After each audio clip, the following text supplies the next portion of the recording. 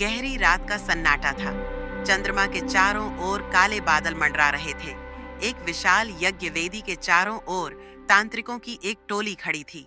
अग्निकुंड में जलती लपटें भयावह प्रतीत हो रही थीं। यह अवंतिकापुर का सबसे शक्तिशाली यज्ञ था, जिसका उद्देश्य राजा चंद्रसेन को अमृतत्व प्रदान करना था।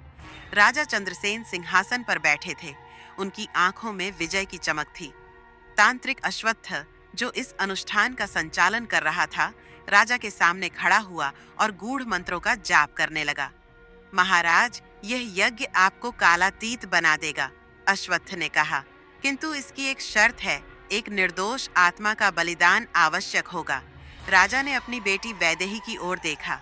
वह सुंदर और तेजस्विनी थी, परंतु अपने पिता के इस अंधविश्वास से सहमत नहीं थी। पिताश्री, यह अधर्म है। किसी निर्दोष की बलि नहीं दी जा सकती। राजा ने उसकी बात अनसुनी कर दी। तभी युवराज आर्यन वहां पहुंचा। वह राजकुमारी का प्रिय मित्र और योद्धा था।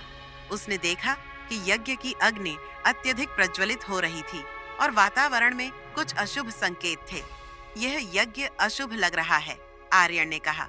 मैं इसे रोकूंगा, तांत्रिक अश्वत्थ ने अट्टहास किया। अब कुछ नहीं हो सकता। यह यज्ञ पूर्ण होने ही वाला है। जैसे ही बलिदान की तैयारी हुई, अचानक महल की भूमि कांप उठी।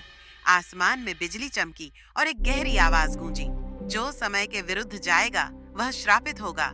यज्ञ कुंड से एक विशाल काला भंवर निकला और पूरे महल को अपने में समा लिया। राजा, तांत्रिक, सैनिक, राजकुमारी वैदेही और आर्यन सभी इस भंवर में समाने लगे।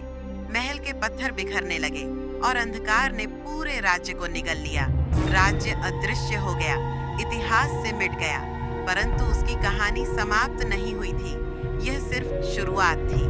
अगले एपिसोड में 2025 का आधुनिक युग, जब अर्जुन को इस श्राप का पहला संकेत मिलेगा।